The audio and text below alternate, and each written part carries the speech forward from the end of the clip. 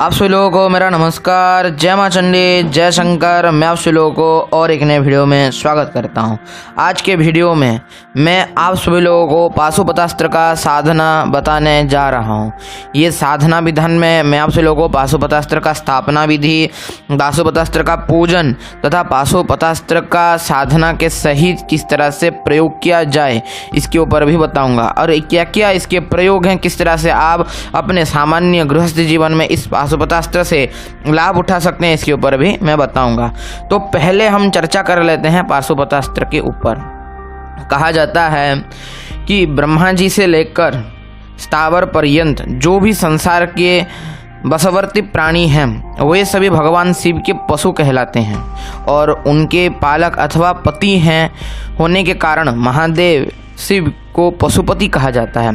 घृणा, लज्जा, भय, शंका, जुगुप्सा, निंदा, कुल, शील और जाति, ये 8 पास कहे गए हैं। इनसे जो बंधा हुआ है वह जीव है। इनकी विधिवत आराधना करने से, यानी कि शिव जी की विधिवत आराधना करने वाले जीव सभी पासों से मुक्त होकर शिवत्व को प्राप्त करते हैं। पाशुपतास्त्र भगवान शिव का अमोघ अस्त्र माना गया है, जो अर्जुन ने श्री कृष्ण की आज्ञा से महाभारत काल में सिद्ध कर विजय प्राप्त की थी। महाभारत एवं रामायण काल में इन्हीं अस्त्रों के बल पर युद्ध में विजय प्राप्त की जाती थी। समस्त दिव्यास्त्र विफल होने पर पाशुपतास्त्र के प्रभाव से ही अर्जुन ने कालकेय और पोलोमो नामक दानवों का बलशाली पुत्रों का विनाश किया था।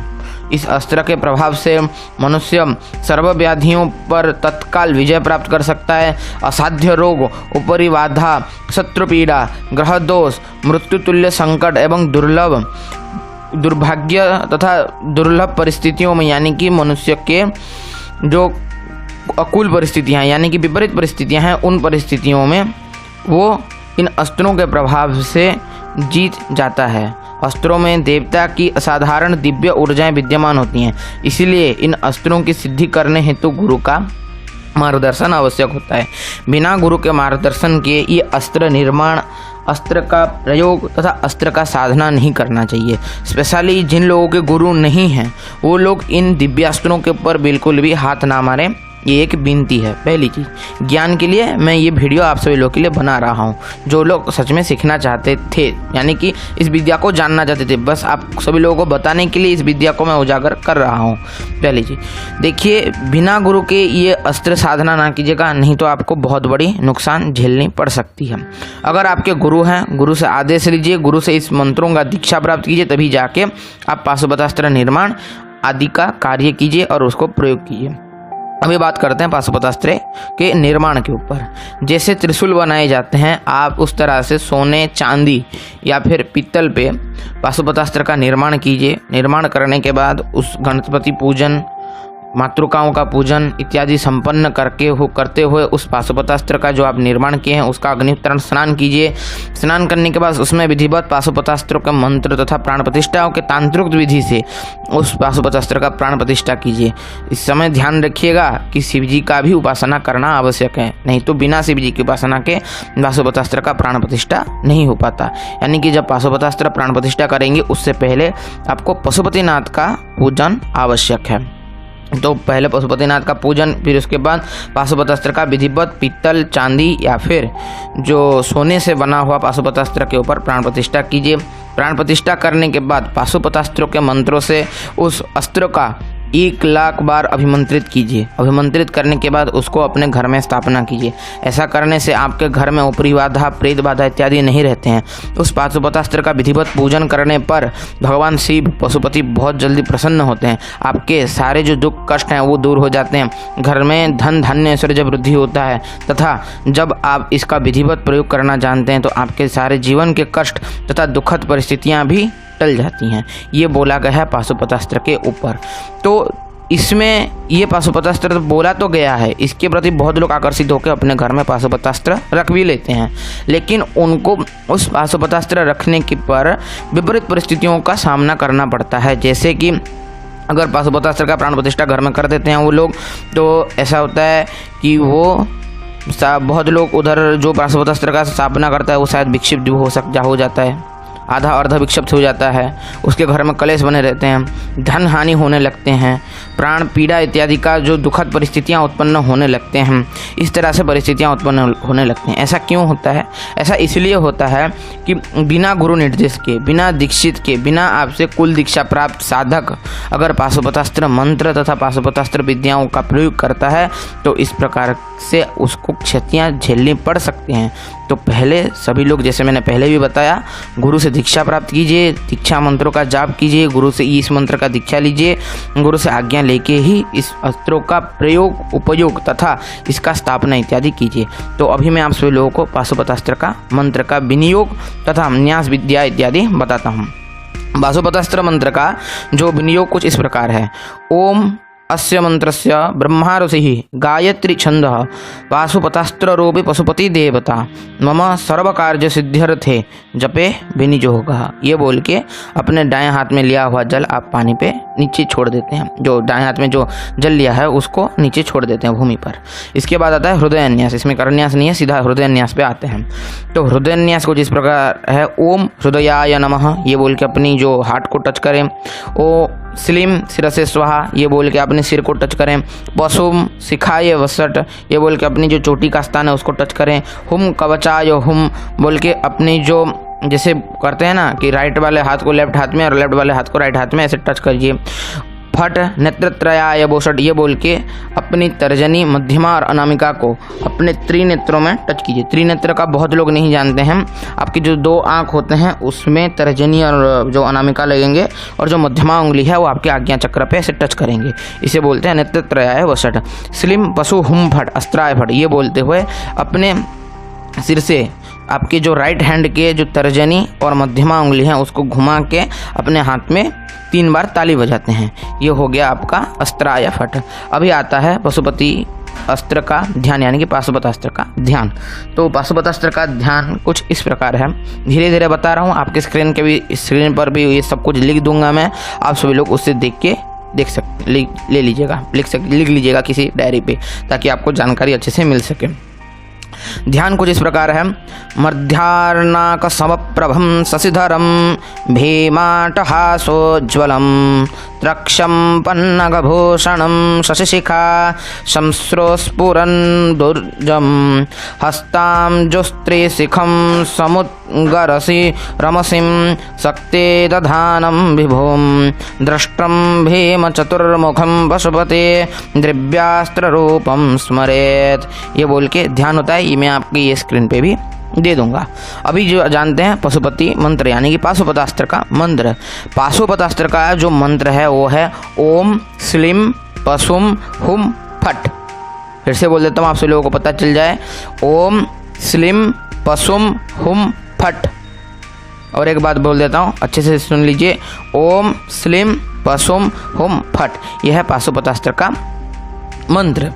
इस मंत्र का अभी मैं आपको साधना विधान बता देता हूँ। जो लोग पाशुपतास्त्र का जो स्थापना कर चुके हैं उसको विधिवत अभिमंत्रित कर चुके हैं इस मंत्र से। 2 मंत्र होते हैं, एक तो प्राकट्य मंत्र होता है जिससे पाशुपतास्त्र का आवाहन करके प्रयोग किया जाता है, और एक मंत्र ये होता है जिससे पाशुपतास्त्र सिद्धि किया जाता है। तो अभी जो मैंने आपको मंत्र बताया ये मंत्र है पाशुपतास्त्र का जो सिद्धि मंत्र, यानी कि इस मंत्र से पाशुपतास्त्र को सिद्ध किया जाता है। तो ये मंत्र जब आप जो सिद्ध करने का विधान है मैं अभी बता रहा हूँ। आइदर पाशुपतास्त्र के स्थापना के बाद ये मंत्र आप 1 लाख की संख्या में जाप कीजिए और सिद्ध कर लीजिए। 1.25 लाख संख्या में जाप कीजिए, दशांश तर्पण मार्जन इत्यादि कर लीजिए और सिद्ध कर लीजिए। संकल्प जो होगा आपका पाशुपतास्त्र की सिद्धि के लिए नहीं होगा, संकल्प जो होगा पशुपतिनाथ के प्रसन्नता के लिए होगा।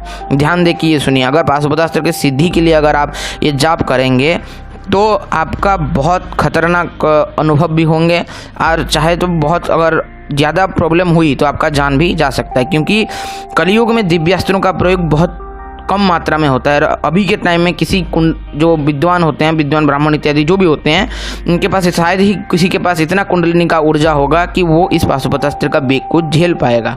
तो इसीलिए पशुपतिनाथ की प्रसन्नता प्राप्ति के लिए पाशुपतास्त्र मंत्र का जाप करके उसको चैतन्य कर लीजिएगा। जो जाप संख्या होगा वो 1.25 लाख होगा।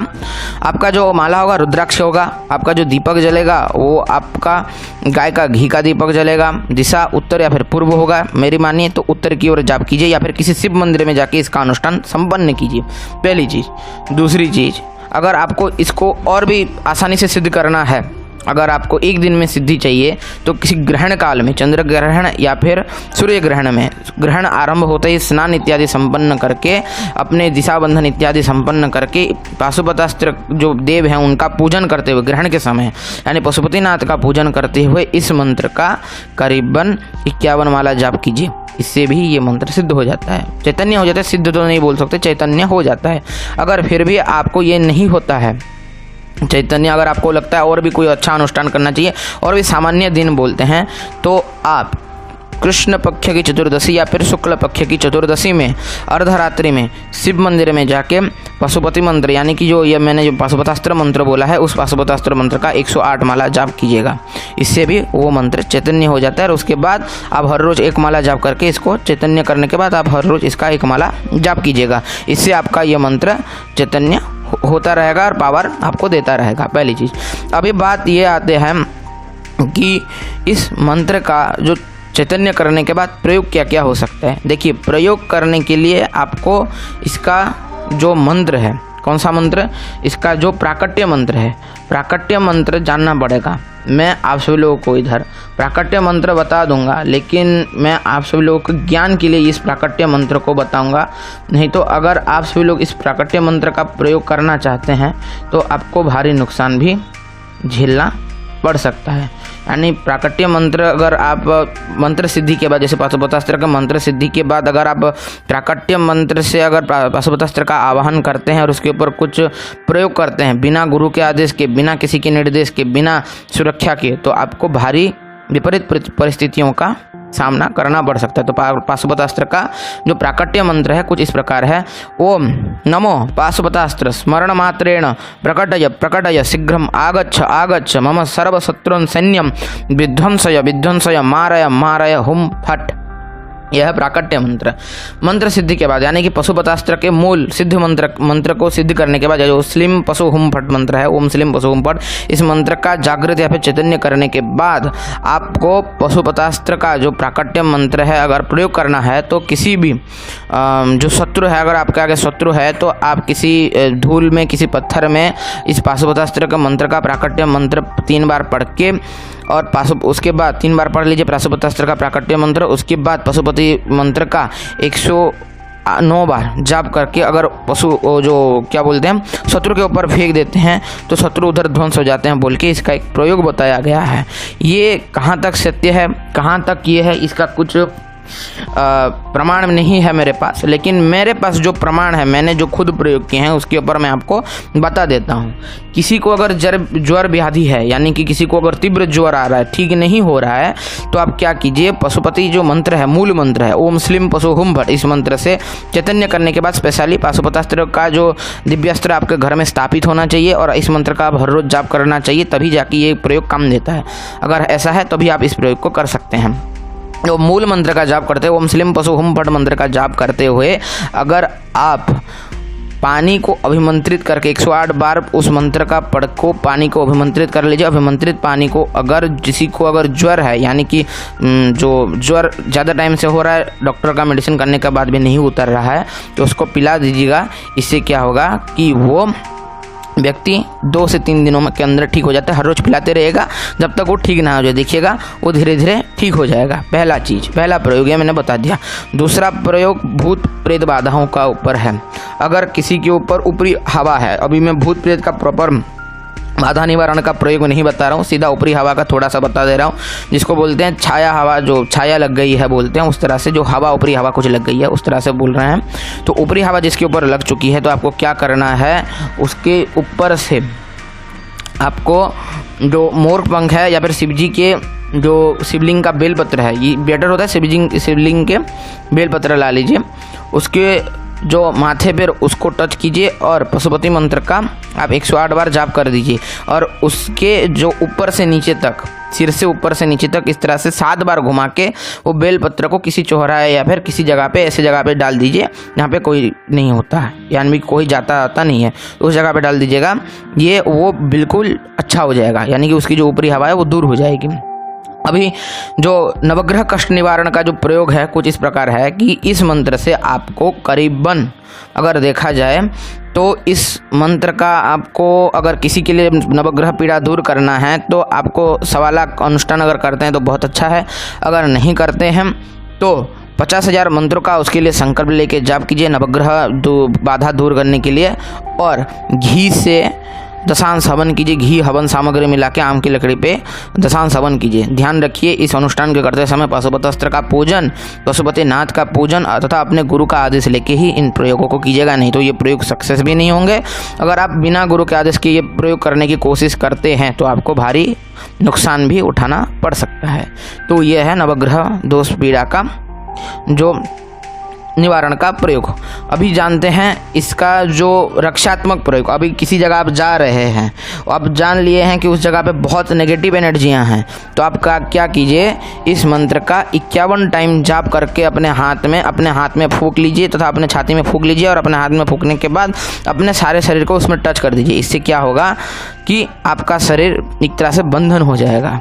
ध्यान रखिए ये जब आप बंधन करने के बाद एक बार पाशुपतास्त्र का प्राकट्य मंत्र का भी जाप कर लीजिएगा। जाप का मतलब कितना जाप करना है, 2 से 3 बार जाप कर लीजिएगा और पाशुपतास्त्र स्मरण करते हुए इस प्रयोग को कीजिएगा। देखिएगा आपका शरीर बंधन हो जाएगा और आपसे उस नेगेटिव एनर्जियों से आपका रक्षा भी हो जाएगा। तो यही था कुछ पाशुपतास्त्र का मंत्र का प्रयोग विधियाँ। वीडियो थोड़ा बहुत ज़्यादा लंबा हो चुका है। अगर आप सभी लोगों को अच्छा लगता है वीडियो तो लाइक कर दीजिए, शेयर कर दीजिए, सब्सक्राइब कर दीजिए। जो लोग नए हैं सब्सक्राइब करके घंटी वाला बेल आइकन ऑल पे सेट कर दें ताकि मैं जो भी वीडियो अपलोड करूँ उसका नोटिफिकेशन आप सभी लोगों तक पहले पहुँच जाए। तो आज के लिए वीडियो इतना ही था। सभी को मेरा नमस्कार, जय माँ चंडी, जय शंकर। मिलता हूँ आप सभी लोगों को और एक किसी नए वीडियो में।